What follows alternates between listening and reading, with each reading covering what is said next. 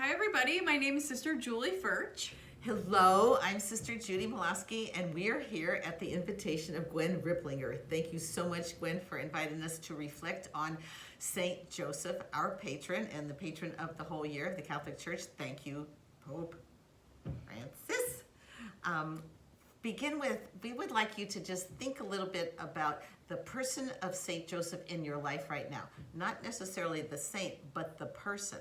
Who is that person that reflects Saint Joseph to you the most in your life? Because that's who we're going to be talking about. But think about a model person of Saint Joseph that you might have in your life and experience. How great that would be. So Sister Julie's going to start us off with some reflections on the Saint Joseph that we know and love as Sisters of Saint Joseph. So in our tradition as Sisters of Saint Joseph, we talk about Joseph as the model of cordial, sincere charity. And so cordial and sincere love, really. And when we think about a cordial, we think about the beginning of the word has to do with the heart. And a cordial, when you think about it, is like a drink or a stimulant. And so we think about Joseph as the stimulator of the heart, or heartfelt. And the person who, in our scripture, who was the stimulator of love and union. And we also think about Joseph as the model of sincere charity. And what that means to us is, when broken down, the word sincere means sine cera, and that means without wax. And so back in the day when artists were chiseling out statues made out of marble, whenever there was a crack in the marble, they would fill the crack with wax. And so therefore, without wax meant that the statue was far more authentic. And so for us, Joseph means authentic. So if you think about Joseph as the cordial and sincere love, he's the model of that kind of loving. And we as Sisters of St. Joseph hope to be that kind of loving presence in the world. And so we think about Joseph as having a generosity of spirit and service with sincerity. So authentic service and generous love. And we think about him as welcoming, animating, stirring up or stimulating love and union. And so Judy is going to tell a couple of stories about her models of Joseph. Right. I've been inspired by someone who has written and studied our charism and our history as Sisters of St. Joseph from France, Sister Julie Harkins. So I first want to just give a little quotation about our Joseph. Our Joseph, she says, is the Joseph of the loving manner, like Sister Julie talked about. Not so much the Joseph who served and ministered as the Joseph who served and ministered lovingly, with care and concern. Not so much the Joseph who did this or that as the Joseph whose actions and words and intentions and works are characterized by a manner that was loving and caring and concerned.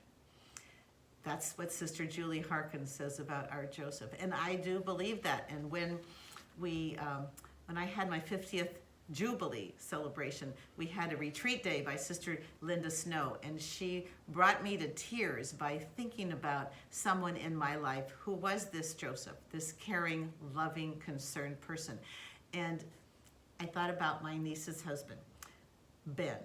Ben is the most loving gentleman who also changes diapers, who takes the kids to play baseball and soccer and cooks a lot, really, really good meals. And he's just so great. And he just wants those two boys, to grow up to be the most wonderful, caring, service-oriented young man. They're 5 and 7 right now. But Ben is just my Joseph, and it just brought me to tears to think about Ben as my Joseph. The other person who brought to mind the Joseph of these days is Bishop Joseph Sartoris, who's a good friend of mine, and he gave a homily one time at St. Mary's Academy to 600 young women. And he said, on St. Joseph's feast day, he said, the kind of boyfriend or the kind of husband you want to look out for is a St. Joseph, is a Joseph who is respectful of you, who loves you, and who knows how to work. You know, St. Joseph, they say, was a carpenter, but you know what? I've studied the whole history of the Holy Land, and there weren't a lot of trees in those days, in the early days. And so we really think he was about construction work, maybe even a bricklayer, and dealt with other kinds of things. So it's broadened my idea of who this Joseph, this worker be, and a loving husband, caring, cordial, and stimulating to all he met. So I think Julie wants to talk a little bit about a Joseph in her life. So I just want to tell a little story about my dad. So my dad, from the beginning of my life, and I guess for a long time, has always been a prayer to St. Joseph. And he will always say the prayer to St. Joseph, the protection prayer. Every night, whenever we're around, I'm certain that he prays that prayer all the time. So Joseph is really his saint. But I was a Jesuit volunteer when I graduated from college, and so I did a year of service in Birmingham, Alabama, and I was like pretty stubborn. I'm still pretty stubborn, but yeah, Joseph, my dad, he was always very patient and a great man, and so in my post-grad service year, at the end of it, I decided that I was going to buy a car. And I was going to drive it back from Birmingham, Alabama, back to Philadelphia, where I'm originally from. Now, everybody thought that this was a very bad idea, and I thought it was brilliant. I was just going to bring all my stuff. I was going to, buy a car in the South. So in the meantime, I don't know anything about cars. I have no idea how to do anything, check anything out. In the meantime, I get this like lemon of a car. And so I drive it back to Philadelphia, and like 2 months later, I need like a brand new car. And so I've just pretty much thrown out, almost $2,000. And so I asked my dad to come with me to the car dealership and to help me.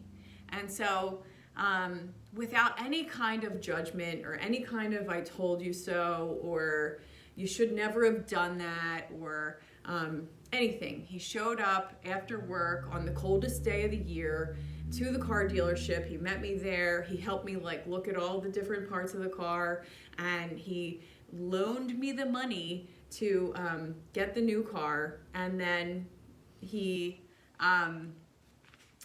stood there with me as I purchased it. And I drove off in the new car, and he was standing there and just waving on the corner.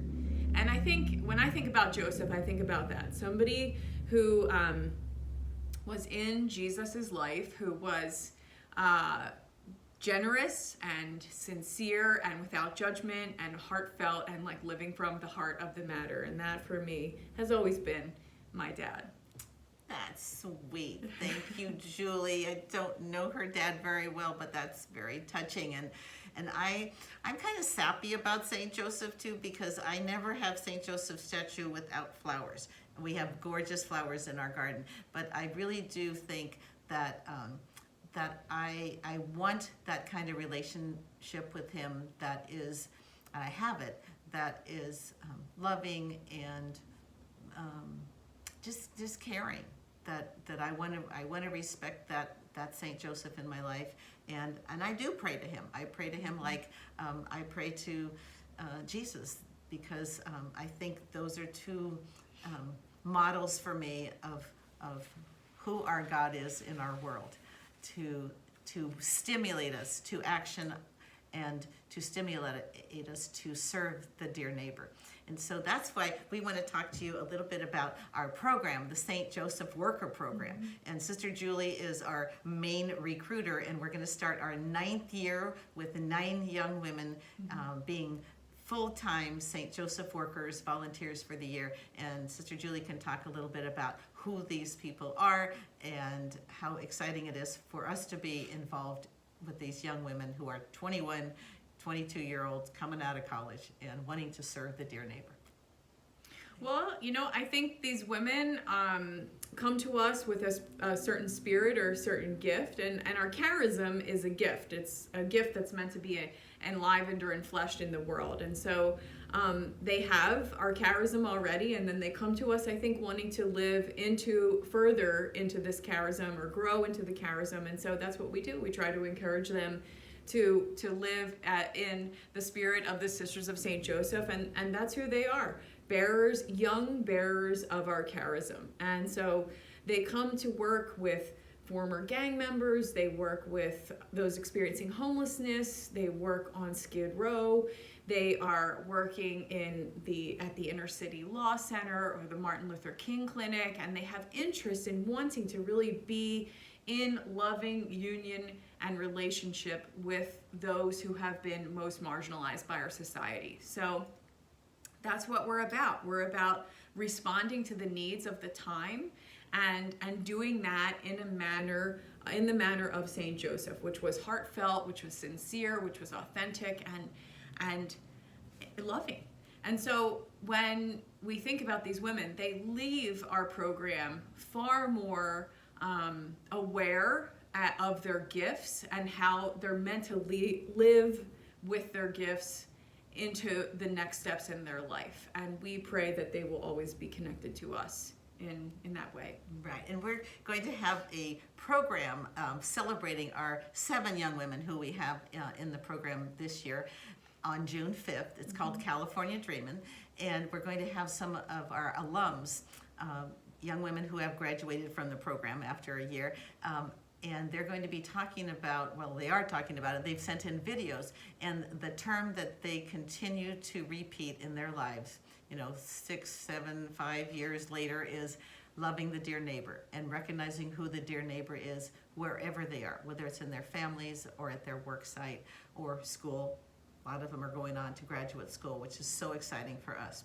So we hope that you can tune in to our June 5th event. It's called California Dreamin', and we're going to have it virtually, and we want you to join us. And we're going to be sending you, along with through Gwen, our link that you can join us. And it's an hour-long program. We call it our happy hour of inspiration, because you will be inspired by these young women speaking about who they are, and like Sister Julie said, how they are carrying out the charism of the Sisters of St. Joseph.